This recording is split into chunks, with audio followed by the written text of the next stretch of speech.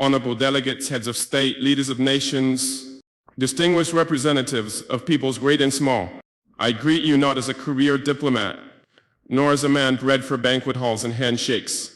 I do not come to you speaking the rehearsed language of polished politics. I come to you as a soldier of my people, as a guardian of a wounded land, as a son of a continent that has carried the cross of the world, yet has never worn its crown. My name is Captain Ibrahim Traoré, President of Burkina Faso, and today I speak not only for the 22 million souls in my nation, but for a continent whose stories have been twisted, whose pain has been ignored, and whose dignity has been repeatedly auctioned off at the altar of foreign interests. Africa is not Tobago. Africa is not a battlefield. Africa is not your experiment, your puppet, your warehouse of raw materials. Africa is rising not to kneel but to stand. And today I say before this great assembly of nations, Africa will not kneel. One on the false generosity of global politics. For decades you've sent us aid with one hand while extracting our lifeblood with the other.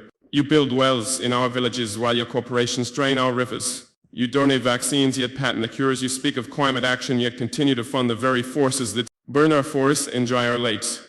What kind of generosity is this? The kind that feeds the mouth but silences the voice. The kind that keeps a man alive just enough to keep him dependent. We are not blind to this hypocrisy. Let me be clear, we are not ungrateful for sincere humanitarian assistance, but we reject a global order that disguises exploitation as partnership. We reject financial institutions that lend with one hand and steal sovereignty with the other. Africa no longer wants charity. We want justice. We want control over our own destinies. Too on the chains of colonialism and its modern descendants. Our wounds did not begin with us. They were inherited legacies of an empire-building madness that saw us not as humans, but chiefs, as cargo laborators. My ancestors were not consulted when maps were drawn with rulers and compasses in Berlin. The borders of Burkina Faso, like those of many African nations, were not carved by our ancestors, but by men who had never stepped foot on our soil, who knew nothing about languages, our tribes, or our spirits. Today, colonialism has a new face. It wears suits, it hosts forums, it signs contracts in Geneva and Paris and Washington. But it still takes without consent, it still dictates instead of dialogues, it still silences instead of listening.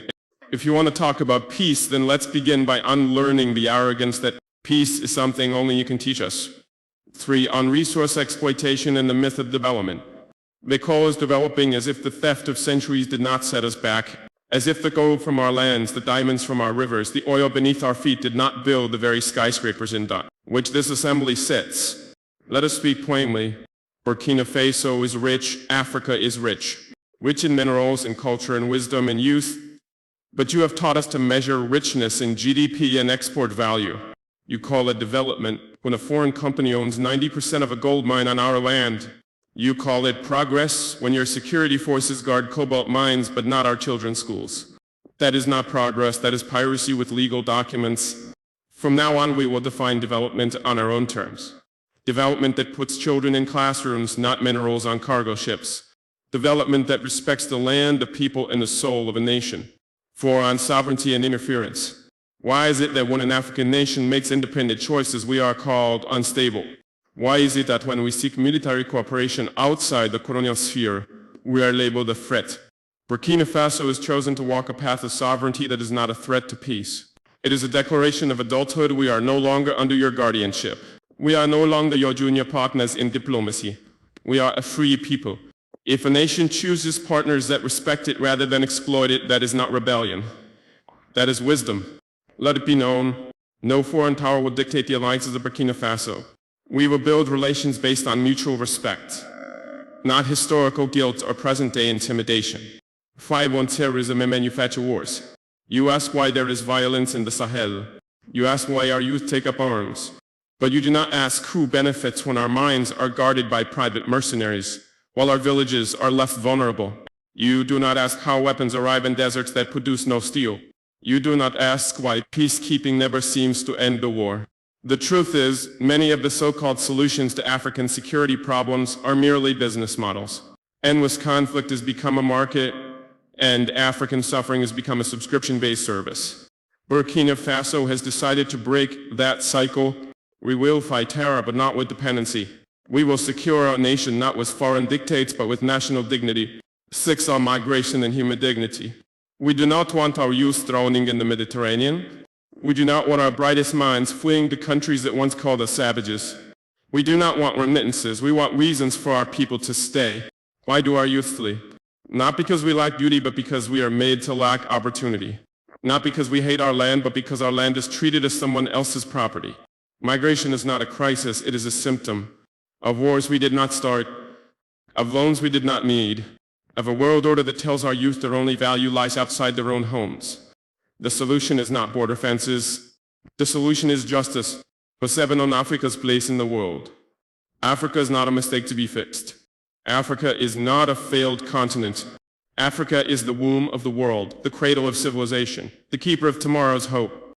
We have been made invisible in global decisions that affect us deeply. At the UN Security Council, Africa with 54 sovereign nations has no permanent seat. What justice is this? You call it balance?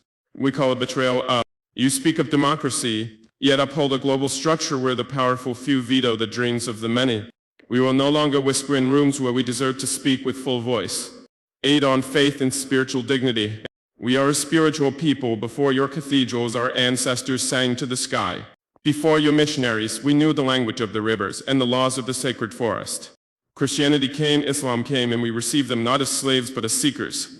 But now we ask, will the church and the mosque stand with us, truly with us, when all people are displaced by greed, mosque as globalization?